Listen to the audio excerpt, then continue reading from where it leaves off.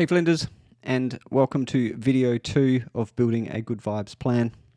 If you haven't seen video 1 yet, I recommend taking a look at that first. The link will be in the description below or description above, depending on where you're viewing this video. In video 1, I talk about what a good vibes plan is, the inspirations behind it, and illustrate what a good vibes plan kind of looks like by showing you my own. Now in this video, I want to start the process of you building your own good vibes plan. Right? So my good vibes plan is not going to be yours. It's not necessarily going to be appropriate for you because we all kind of come at this project with different histories and different expectations and goals and desires. So what we want to do is really spend some time in this video and certainly the next one helping you create or at least get started on your own good vibes plan, and then giving you some ideas about where you go to continue that journey. So to help with the process, I've created a worksheet, a good vibes plan worksheet.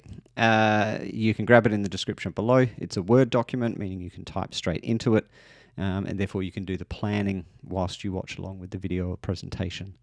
To make that a little easier to do, I'll change views and pull the document itself up so you can see as I'm sort of entering some information into here, and then think about what you want to put into your own good vibes plan. Now, good vibes plan has a number of components, and we're going to cover 3 of them today and then 3 of them in the next video. The reason I've broken them up is that there's a fair degree of self-reflection that goes into the process of building a good vibes plan. And I don't want to overload you with multiple self-reflective tasks at the same time, right? So if we break them up into a few sections, give you a bit of time between videos to consider them, then it gives you an opportunity to build a better thought out plan, I guess. So the first thing that we're going to do is try to get some clarity on what it is that you're working towards, or what it is you would hope to achieve as the result of building a good vibes plan, right? And so what we're doing is we're considering different aspects of mental health and getting you to think about which of these aspects of mental health you are relevant for you to build. And like I said before, we each bring to this process a different set of experiences. We have different circumstances and things going on in our lives. We have different strengths and weaknesses and desires and hopes and dreams. And so my plan is not going to be your plan, and your plan is not going to be exactly the same as the person you know. We're each going to have a slightly different plan by the time we get to the end of this, because it has to take into consideration our circumstances in life. So there's a number of things that in fact, there's many things that you might consider working on as a part of a mental health plan. I've tried to condense that down into 8 categories so that you can both see the diversity of things that can be worked on, but also not be overloaded by the sheer number of things that could be worked on. So the first thing you could look at is something like emotional intelligence. So getting to better understand how to manage your emotions, but also understand other people's. And that's not just about managing difficult emotions like, dealing with anger or sadness or anxiety or stress. It's also about how we cultivate and bring positive emotions, compassion, empathy, connection, happiness, or things like that into our lives as well. The second thing you could be working on is trying to improve your performance in a particular domain of your life. A common one for students would be their studies, so they want to get better at being a student, so increase their GPA or improve their grades, just get better at doing what it is they're doing. For someone like me in the workforce, it might be about getting better at the job I do every day, being a better teacher, being a better writer. But it's not necessarily just work or study. It could be that you want to improve in another domain of your life, a hobby or an interest area, playing the guitar, dance, art, any number of things that you could be using your spare time to do that you want to get better at. A third thing that you could focus on is what I call social integration, and really that's the quality and depth of the social connections we have in life. So all of us are in some way, shape or form, even if we're relatively solitary kind of individuals, we still want to know that we have some connections to people that are important to us: friends, family, colleagues, acquaintances, collaborators. We want to feel as though we're seen and heard and understood and loved, and have the opportunity to see and hear and understood and love others. And so that can be a really kind of potent focus for some people, is to try and build the quality of the connections in their lives. Not only maybe maintaining or improving on connections they already have, but by building new connections as well.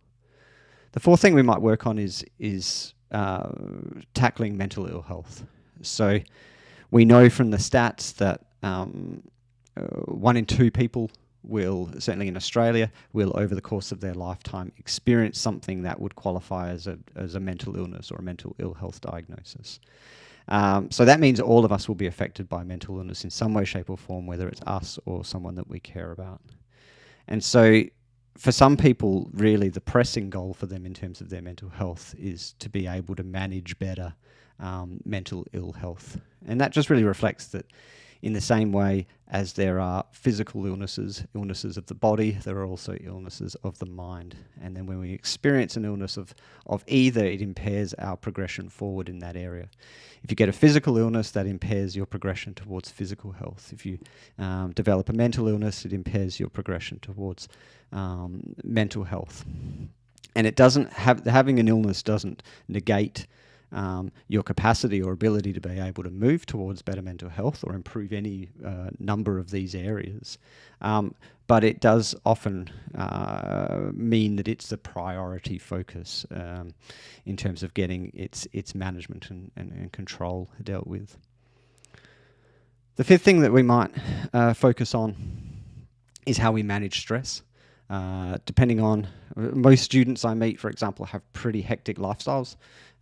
They're studying, they're often working at the same time. They've often got, sometimes they've got family duties, caring duties. They've got interests and hobbies and other things that they're doing. They're juggling a lot of things. When we have a lot of things on our plate and a lot of demands on our time, that can lead to significant amounts of stress. And depending on how well we manage that stress over time will depend on how meaningfully we can engage in each of those areas. So for some people who are particularly busy or have a lot of demands on their time, their capacity to manage stress is a key focus for them.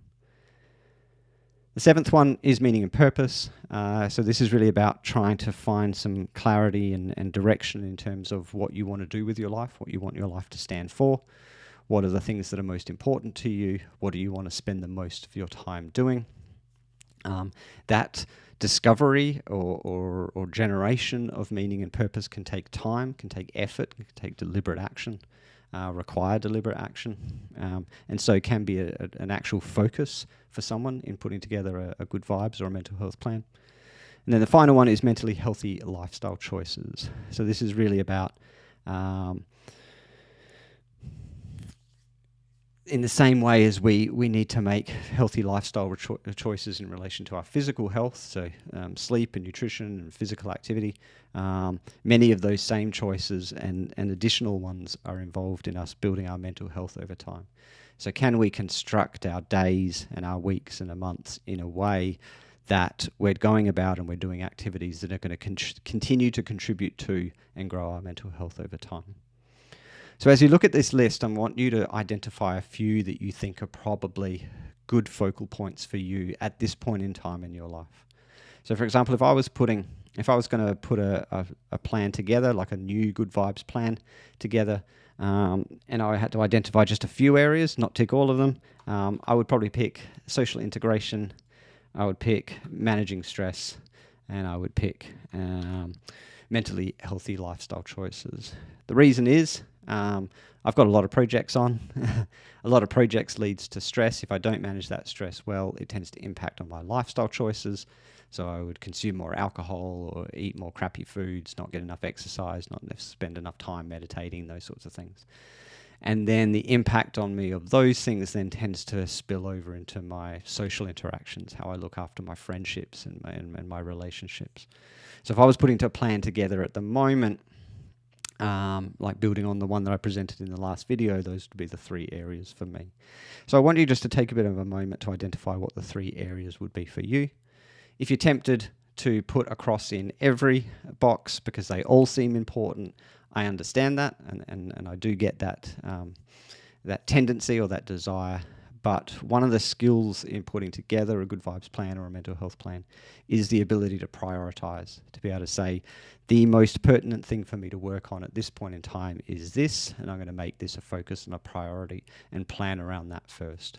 So remember, a good vibes plan is something you come back and revisit over time. So if I invest time in managing stress, right, and it works well, and I sort of get on top of that, and I notice it's having some positive impacts, it means I can come back to this plan later, maybe take the foot off the pedal in terms of that area, and then focus on another area.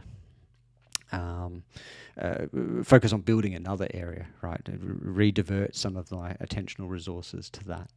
So resist the temptation to put across in everything and see if you can kind of narrow it down to 2 or 3 that you think would be priorities for you at this point in time. Alrighty, so the next task, right? So you've identified which areas of mental health make sense for you to be working on at the moment. The next thing to do is start thinking about the types of activities that you think would help you make progress in each of those areas. Now, this process does require some thought and reflection. What I've tried to do is step it out in a way that first gets you to think about things you already know that are probably going to help, or things that you've certainly already come across or experienced or heard of that you think are likely to help, and then move that towards then kind of venturing out to learn a bit more about mental health by accessing some resources that I think teach these kinds of activities in an accessible way, right, that you can get started with straight away. So the first thing that I think people should do in this context when they're thinking about what should I add to my life in order to make progress in my mental health is to start with the common sense things that you already know. Maybe the things that you've learned in the past have been helpful for you, that would be really important for you to maybe re-establish or get on board with. Right. So for most people, this often includes just the core lifestyle factors, things like sleep, nutrition, physical activity, and social support. So if I think with common sense, for example, if I look back over the course of my life and think what has worked for me in the past in terms of my mental health, I might do something like engage in creative activities. So that would be like art and music, for example. So I know that in my 20s, for example, I was engaged in art and music on a regular basis. I stopped it in my 30s. And I think lost quite a bit as a result, and then sort of re-picked it back up in my 40s as a realization of what I'd lost in terms of giving it up. The second thing you can do is consider the people in your life and the things that they're doing that are helpful for them that you think would probably be helpful for you. So for example, a colleague of mine started learning more about Stoic philosophy, Stoicism. And in the process told me about some apps and books, and then I thought that sounded interesting and then pursued some of that stuff for myself, and then in turn the learnings that I got from that kind of Stoic philosophy I then started to embed into my everyday life. So there's going to be people in your life that you trust who are putting things in place in relation to their own mental health, and you can ask and talk to them and find out what they're doing and see whether it might be relevant for you. So I can put that, I'm not going to spell very well in this process, but like I said, that's an example from my life, something that someone else is doing that I think would be relevant for me. Your third entry point into thinking about activities is to think about stuff that you've heard about in the general media, the broader media that you think might be helpful. Now here is a bit of a challenge, right? You need to start this process of distinguishing between what is good quality information about mental health inducing or promoting activities and what is crappy information. And that's not always obvious. You can generally assume that stuff that you're hearing out of people who are registered health professionals or those working in kind of university or organizations that have a dedicated focus on that topic is going to be better than just the kind of blog of a random person or an Instagram influencer. That being said, there can be good and bad information in both, but generally that truth will hold, or that difference will hold. So think about what you've heard in the general media about how to look after your mental health. Now, on the plus side at the moment, because of COVID and everything that's happened to us, there's a lot of information available in the general media about how to look after your mental health, and that you can visit that media on a regular basis. For example, I find the ABC, Australian ABC, has a mental health focused news service that's actually really good in this regard. You can get lots of good ideas about things that you can add to your everyday life.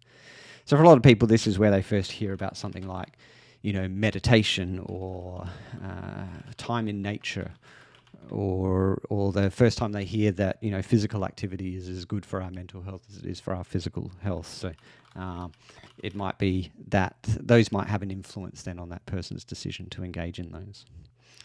Right, so those first three are capturing things that you've kind of already encountered in your everyday life. The next category is actually where I would encourage you to spread your wings and set out and try to learn a bit more about the types of activities that elicit good mental health. A really good starting point for that is Greater Good in Action website from Berkeley. For years now, they've been tracking different kinds of activities and their impact on our mental health. I've just brought those up onto the screen there. Fantastic, you can see that. Now, they've got, at the moment, 81 different kinds of activities in their catalogue that elicit all sorts of different types of positive emotions, or compassion, connection, empathy, happiness, kindness, optimism. Parenting is not so much an emotion, but it improves parenting. It helps people find purpose, resilience to stress, and engage and access a more self-compassionate stance. And what you can do is you can go into any single one of these categories, find an activity. You might see the ratings that people have given for that activity, especially if it's been there for a while. Then you can go in and visit the activity itself and learn a bit more about how it's done. What is the activity and how do you go about it? So how long does it take? How often should you do it? How difficult is it? And then you can read a set of instructions for how to go about it. And then if you want to dig in under the wider try it, you can actually see what research has been done that has suggested that that activity is beneficial. So what the Greater Good in Action people have done really well is give people not only a diversity of choices of things that they can do to improve their mental health, but they've done that on the basis of drawing upon the research literature, right? So there's a greater degree of confidence that you can have that the activity is likely to benefit you than if it was simply just the suggestion of say, a friend or another person. That doesn't negate suggestions from other people, and I always encourage people to experiment to see what works for them, but it does. The Greater Good in Action model does provide a greater, foundation for thinking about what might work. So you can peruse that category, all of those categories, see what you find. So I might decide, well, I'm going to try gratitude journaling on the basis of what I've learned on Greater Good in Action. The final one that I've got here, well, it's sort of actually the second to final one, because there's a recommendation below it. The second final one relates to what recommendations you might take from a health professional. You might have a regular GP. You might see a psychologist. You might have a dietitian, a physiotherapist, an exercise physiologist, a personal trainer, someone in the health professional arena who you could ask the question of, hey, I want to invest in my mental health. What might be some things that help? And then based on the toolkit they have available to them, they can make suggestions.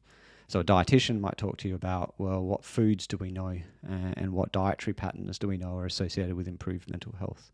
A physiotherapist might talk about, well, what kinds of exercise or physical activities seem to have the best relationship to mental health. A psychologist can talk directly about the psychological techniques that work. So if you have a therapeutic relationship with someone that you trust, it's a really good opportunity to ask them for their suggestions on how to improve mental health. And so, like I said, if I do have a dietitian that I see on a regular basis, and they might say to me, well, a Mediterranean style diet has some evidence for improving mental health. Maybe look at seeing what kinds of Mediterranean influences you could add to your existing diet. Now, finally, and this is for Flinders students, certainly, there's a program called the Be Well Plan that's available to students free of charge. I think there's a couple of sessions left for 2021. If not, there'll certainly be sessions in 2022. It's a program where we teach you how to build a mental health plan. And we actually go through this process, but we do it in far more depth. And we give you a catalogue of activities on which you can draw upon that are evidence-based and pretty easy to get started with on a sort of a daily, weekly or monthly basis. Alrighty, the third and final component that we'll cover in today's video, and as you can tell, there's already a lot of content even just in those first self-reflections. In this final one, I want you to start thinking about how it is you're going to get yourself to engage in these activities. So we know, for example, that there's a gap between knowledge and action. So just because I know that sedentary lifestyle is poor for health, just because I have that knowledge doesn't mean I'll necessarily do anything to change my sedentary lifestyle. And there's also a gap between intention and action. So even if I express an intention to someone to change my sedentary lifestyle, that doesn't necessarily translate into me, if you followed me a month or two down the track, actually having made those changes. So there's lots of things that can get between our knowledge and our intention and the actual decision to take action on these things. And so because we know that, science, not surprisingly, has kind of developed in that gap to sort of help people more successfully translate their intentions and their knowledge base into action. Now, one group of them have been essentially health professionals, particularly health psychologists. That's certainly where I've learned the bulk of my knowledge in this space. Who have been studying how to help people make healthy lifestyle changes.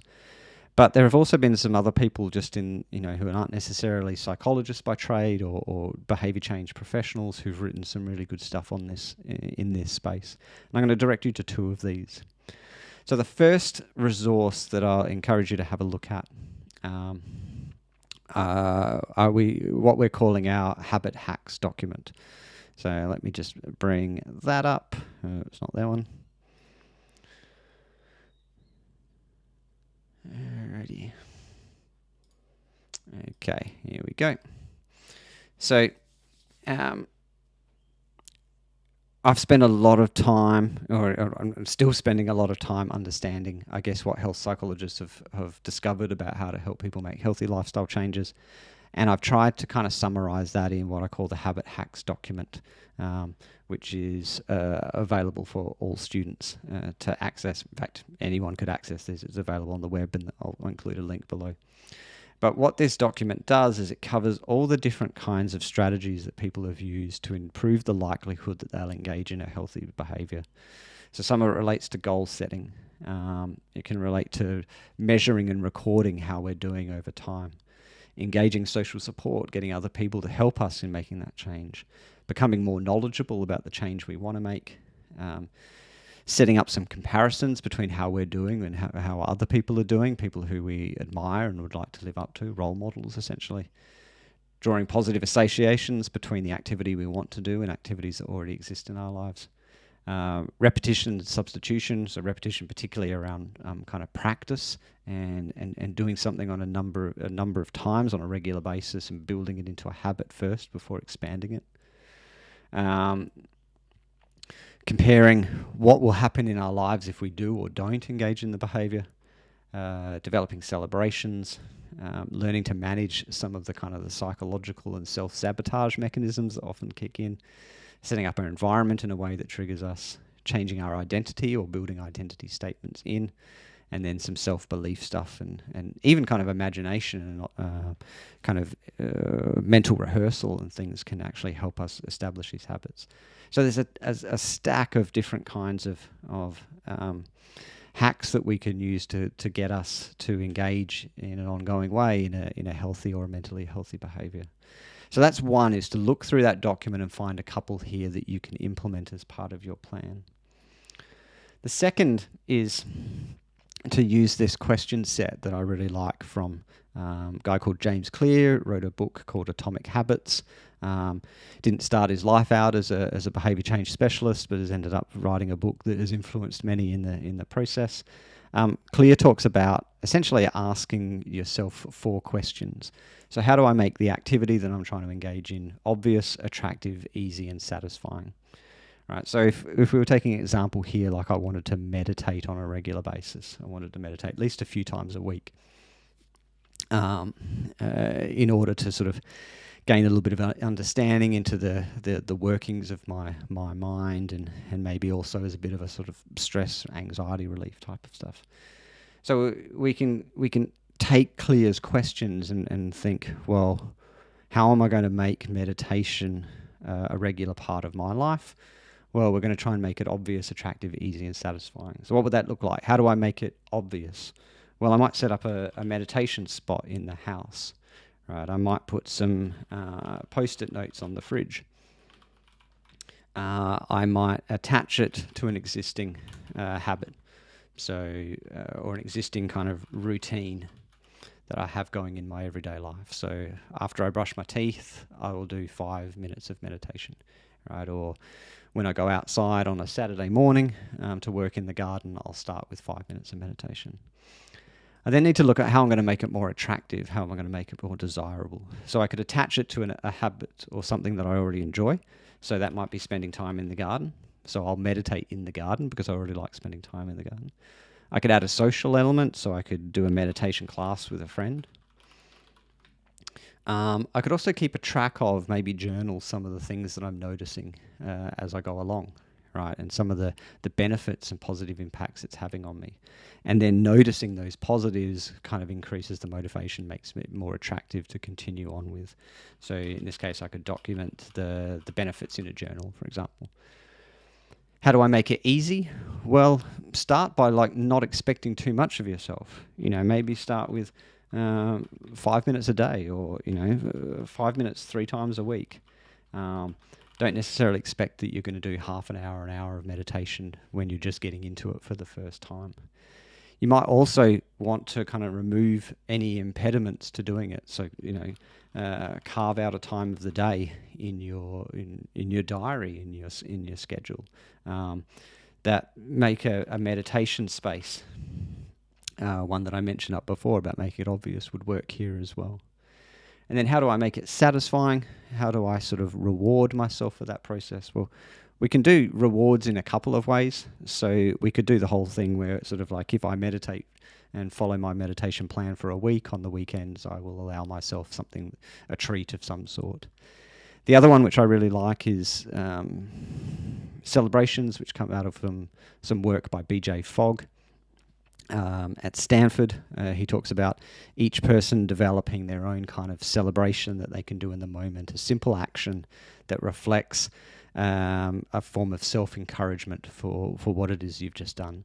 So if you spend 5 minutes meditating, at the end of that 5 minutes, you congratulate yourself, maybe in your mind, a pat on the back, a pretend high five to yourself, a particular phrase or something that feels rewarding and interesting. What we're trying to do is capture a process that we do with other people, but do it towards ourselves.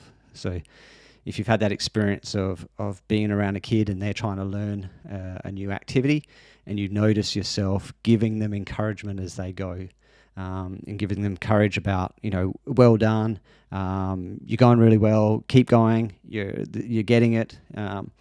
You're saying these things and you're carrying an energy towards that child that helps them feel good about what it is they're doing. Essentially what you're doing now, though, is instead of doing it for someone else, you're doing that kind of encouragement to yourself. It feels a bit weird at first, but once you develop a way of talking to yourself in an encouraging way, and you use that at the point at which you're engaging in these habits, it will increase the likelihood of you enjoying what it is that you've just done, or feeling satisfied and feeling as though you've achieved something in the process.